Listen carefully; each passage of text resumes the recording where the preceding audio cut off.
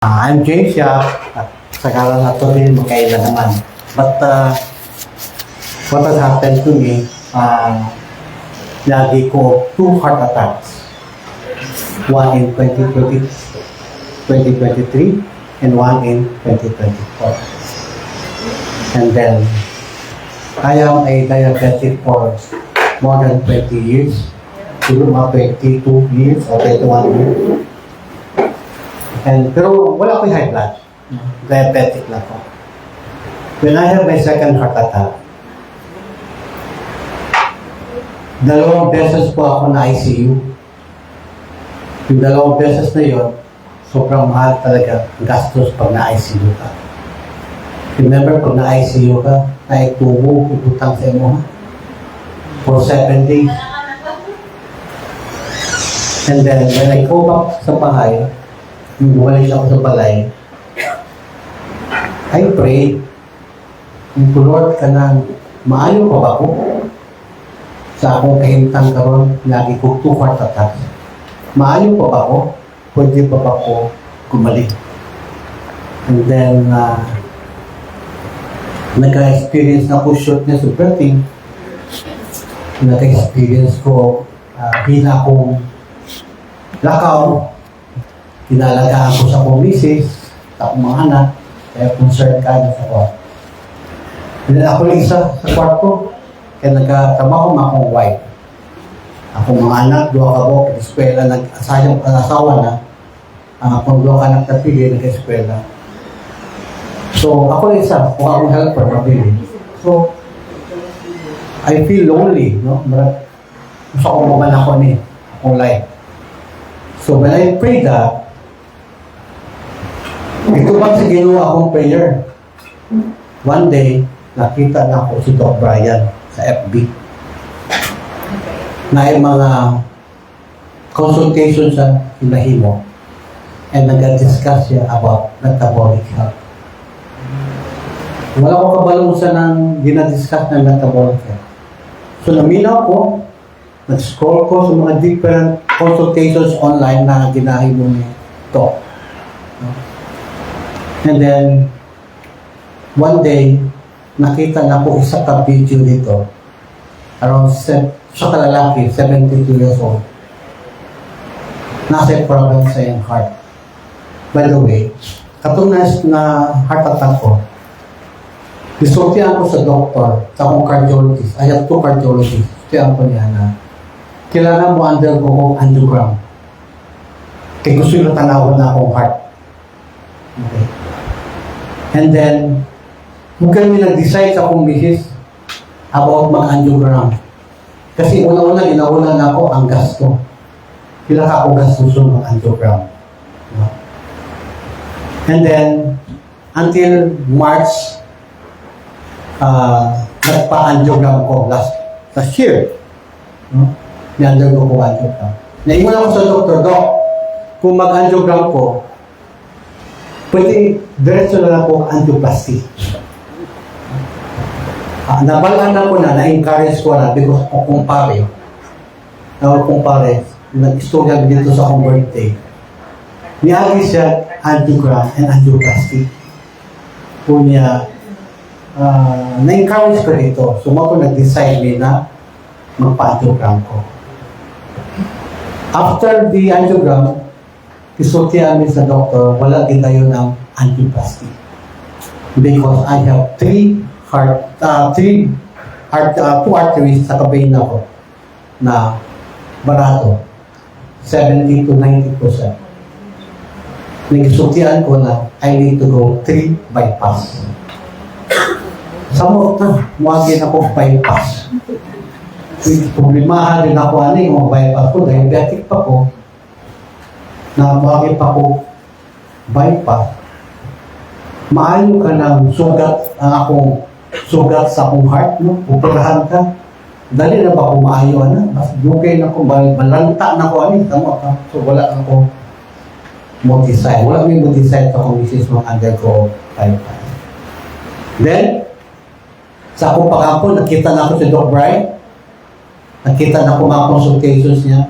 And then nakita na ko isa ka video, 72 years old. na lalaki. Nagkaroon siya 100% blockage sa iyang heart. No? And wala siya nagpa-bypass. But after 1 year, isultihan sa doktor, nag-clear ng iyang blockages 100%. So, na-inspire ko, anong gawin niya na nag-clear iyang barado sa iyang heart after 1 year because of the program introduced ni Doc Bry about low carb. Wala ko kasabotan ng low carb, mas mga low carb. Wala ito mo kasabotan. So, nangayon ko consultation. So, itawagan ko ni Kuya Ibo. Gusto niya niya. Display na sa ako partly kung saan low carb. And then magpakonsulta kay doctor. And after that, I go, ni-proceed ko sa program. Because ang akong purpose, gusto ko maayo. I'm still 60 years old at that time. Gusto ko maayo. Because gusto ko na magpag-retire sa police. Nagamaniatuan, nagapag-ibuato. So, I went for a monitoring. I-monitor ko ni Doc Bry. Kung di ko yung ibo. And then, I went for the program. And because of that, biro ninyo, ang akong gamot every month, sukat ko na heart attack December 31, 2025.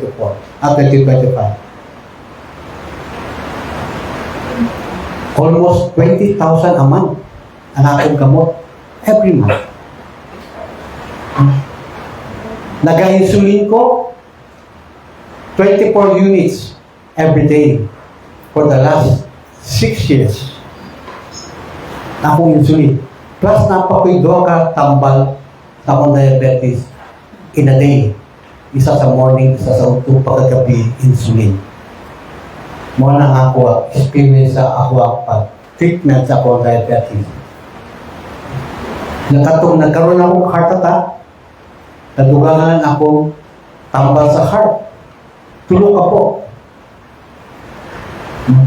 And then during sa consultation na mo ni Doc Bry, dito pa niya na-discover sa kuha na I am CKD3A. So nagkasakit na ko kidney. Si Doc Bry nagsulti sa kuha, you are a CKD3A. So kapag pagsugod na ko sa monitoring kay Doc Bry, after 3 weeks, pag naibala na na ko yung CKD3A, di-change na po niya tanan na ako kao. From low carb to strict low carb. Gibaling po niya strict low carb. From that weeks until now, I'm doing strict low carb. And I'm very happy sa naitabo because during the monitoring, ang akong insulin, di-change ni Doc from 24, naging 22, naging 20, 18, 16, 14, 12, 10, hanggang dumating sa 2.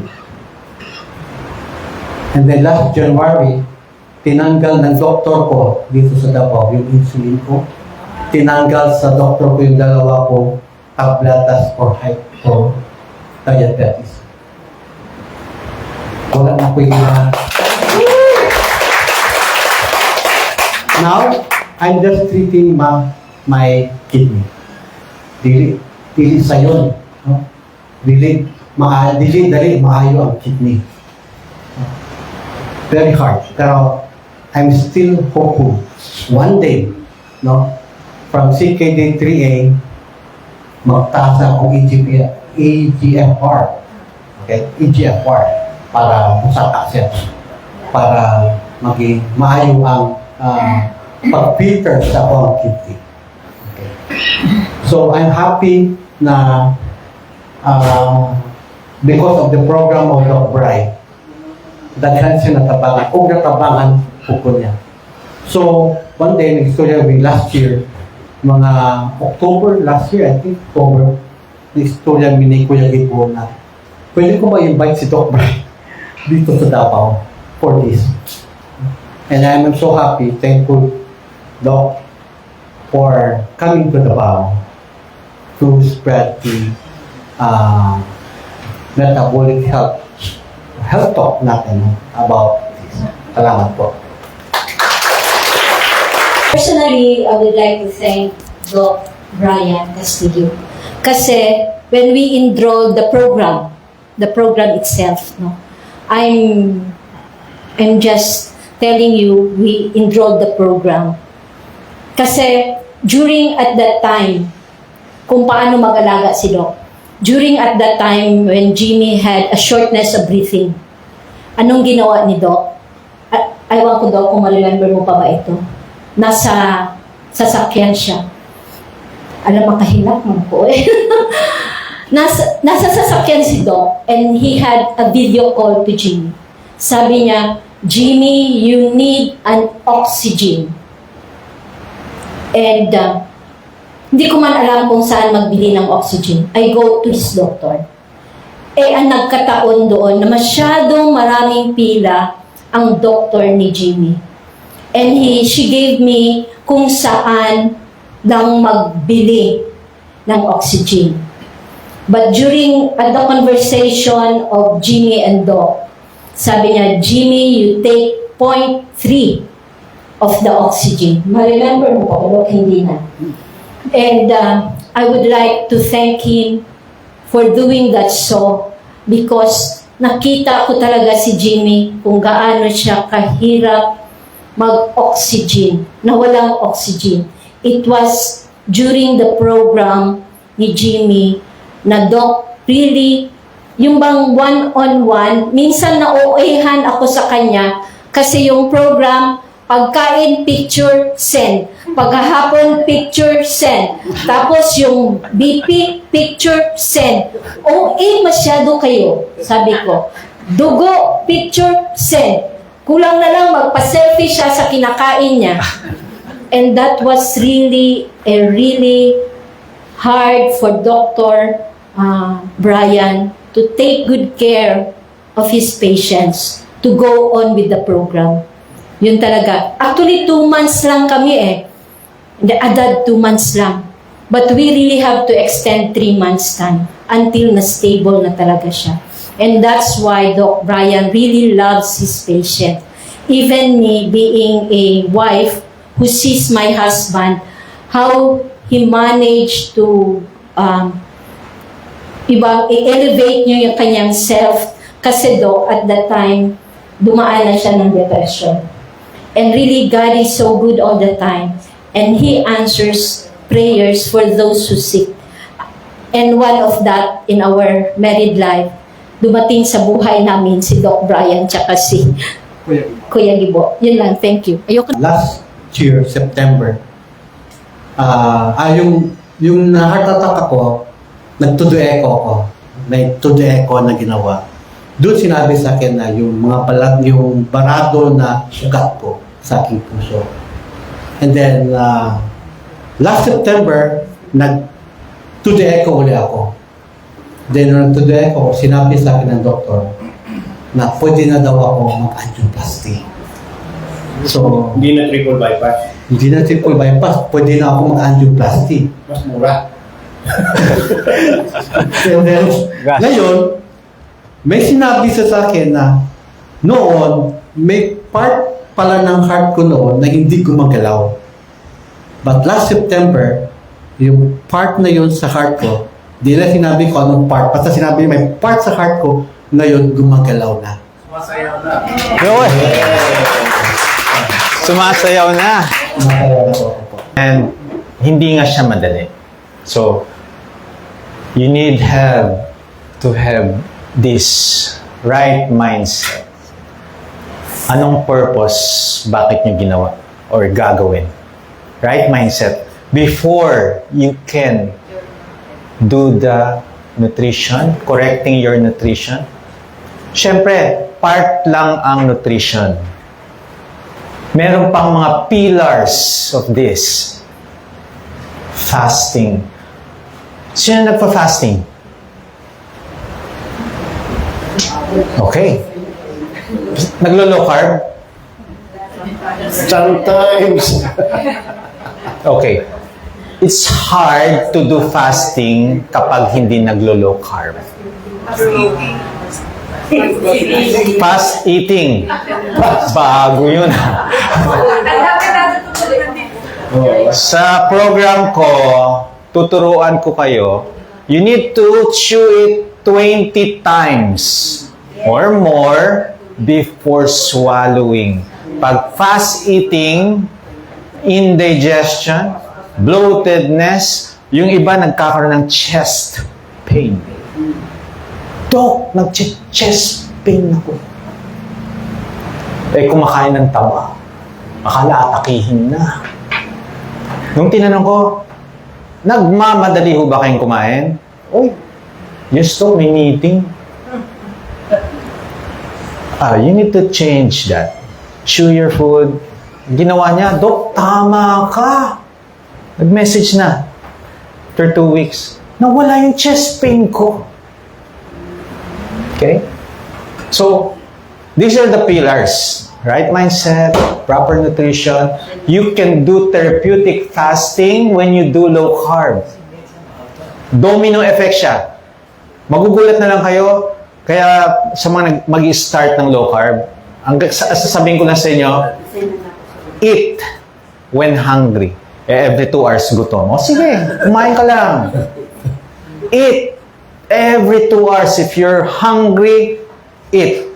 As long as you eat nutrient-dense food, not high carbs.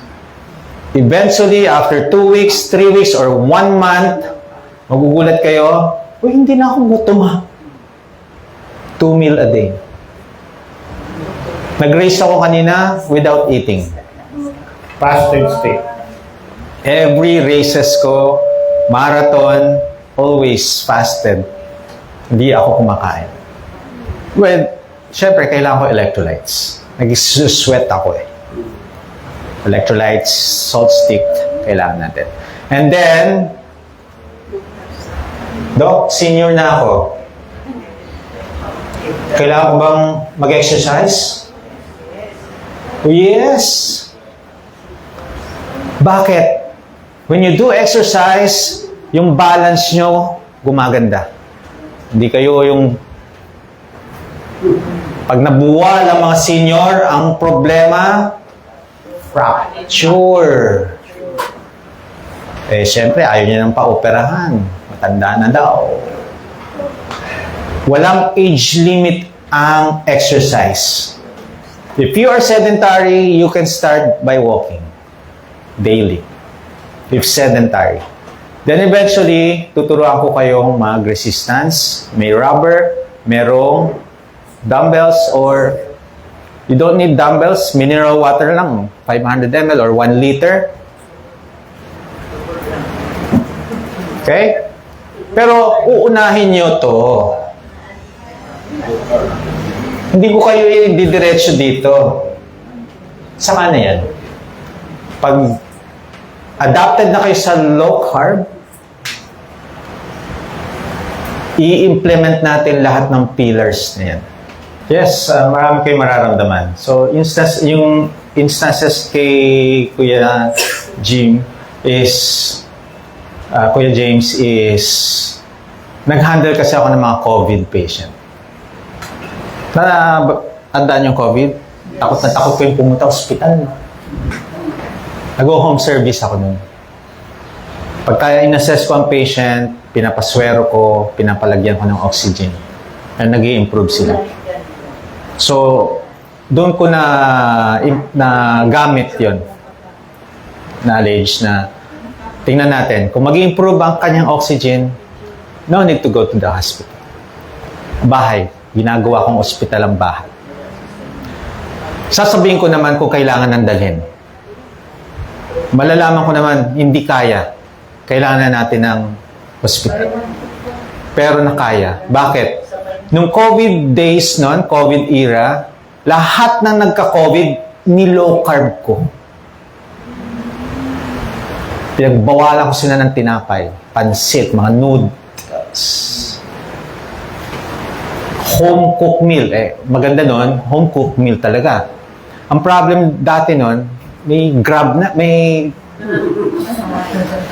nagde-deliver na ng mga ano, no? Wala, pinatanggal ko. Pinagalitan ko yung nurse. Dahil nung nag-rounds ako, pinuntahan ko yung bahay. Yung Goldilocks.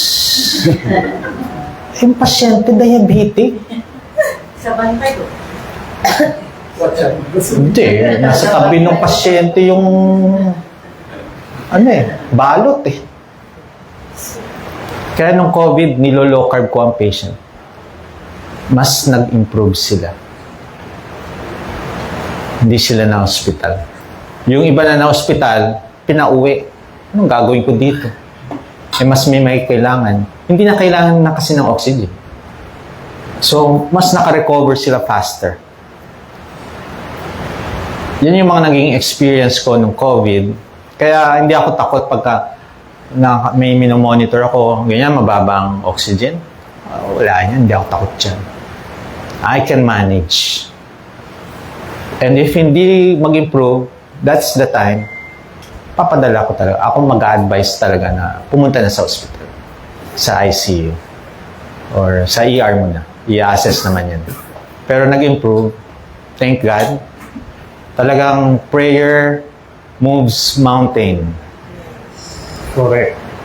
Kaya natuwa ako doon. Who will you be today? To be the best version of yourself, you need to adapt so you can evolve to a healthier you.